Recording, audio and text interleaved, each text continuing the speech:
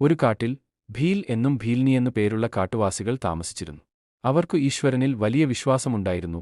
പക്ഷേ ദൈവാരാധനയുടെ ആചാരങ്ങളും മന്ത്രങ്ങളുമൊന്നും അവർക്ക് അറിയില്ലായിരുന്നു. ഒരു ദിവസം അവർ തപസ്സിനായി കാട്ടിലേക്ക് വന്നിരുന്ന ഒരു ഋഷിമുനിയിൽ നിന്നും ശിവലിംഗത്തിന്റെ മഹത്വം കേട്ടു. ആ വാക്കുകൾ അവരുടെ മനസ്സിൽ ആഴമായി പതിഞ്ഞു. ഭീൽ ഒരു ദിവസം കാട്ടിൽ നിന്ന് ഒരു മിനുസമുള്ള കല്ല് കണ്ടെത്തി അത് ശിവലിംഗമായി കണ്ടു പൂജിക്കാൻ തുടങ്ങി. അവർക്ക് എങ്ങനെയാണ് ശിവനെ പൂജിക്കേണ്ടത് എന്നൊന്നും അറിയില്ലായിരുന്നു.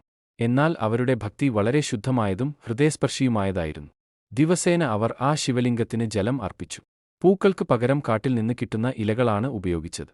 ശിവമന്ത്രം അറിയാത്തതിനാൽ ജയ് ബാബാജി എന്നാണ് അവർ പ്രാർത്ഥിച്ചിരുന്നത്.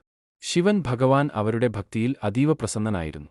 പക്ഷേ പാർവതി ദേവി ശിവഭഗവാനോട് സംശയത്തോടെ ചോദിച്ചു, പ്രഭോ, ഇവർക്ക് അങ്ങയുടെ നാമം പോലും അറിയില്ല. ശുദ്ധമല്ലാത്ത വെള്ളം ഉപയോഗിച്ച് ജലാഭിഷേകം ചെയ്യുന്നു. പൂക്കളുടെ പകരം ഇലകൾ, മന്ത്രങ്ങളില്ലാതെ ജയ് ബാബാജി എന്നു മാത്രം. എങ്ങനെയാണ് അങ്ങ് ഈ പൂജയിൽ പ്രസന്നനാകുന്നത്? ശിവൻ ചിരിച്ചുകൊണ്ട് പറഞ്ഞു, ദേവി, അവരുടെ ഭക്തി കളങ്കമില്ലാത്തതാണ്.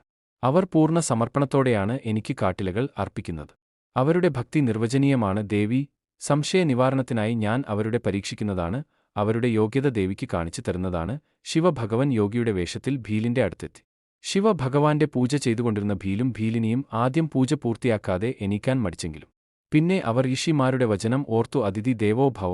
അതിഥിയെ സൽക്കരിക്കുന്നത് ഈശ്വരനെ സൽക്കരിക്കുന്നതിന് സമമാണെന്നും അതിഥിയെ സന്തോഷമാക്കേണ്ടത് നമ്മുടെ കടമയാണെന്നും ഓർത്ത അവർ പൂജയിൽ നിന്നും എണീറ്റ് അതിഥിയെ സ്വീകരിച്ചു.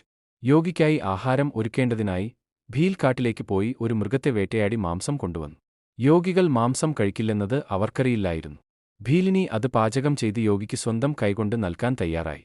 എന്നാൽ യോഗി ഭക്ഷണത്തിൽ താൽപര്യം കാണിച്ചില്ല. ഭീൽ പറഞ്ഞു, സ്വാമി, എന്റെ ഭാര്യ വളരെ സ്വാദുള്ള ഭക്ഷണം തയ്യാറാക്കിയിരിക്കുന്നു. അങ്ങ് സംശയിക്കേണ്ട, ഞങ്ങൾ ഈ ഭോജനത്തിന്റെ സ്വാദ് നോക്കിയതാണ്. താങ്കൾ നിശ്ചയമായും കഴിച്ചാലും താങ്കൾക്കും അതിഷ്ടപ്പെടും.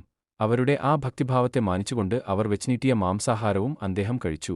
അതിനുശേഷം അതിഥിയുടെ കാലുകഴുകുകയും ആ ജലം കുടിക്കുകയും ചെയ്തു. യോഗി ചോദിച്ചു, നിങ്ങൾ എന്താണ് ഈ ചെയ്തത്? ഭീൽ പറഞ്ഞു, സ്വാമി, ഞങ്ങൾ കേട്ടത് അതിഥിയുടെ കാൽ കഴുകിയ ജലം ചരണാമൃതമാണെന്നാണ്. അതിനുശേഷം ഭീൽ പായവിരിച്ചു.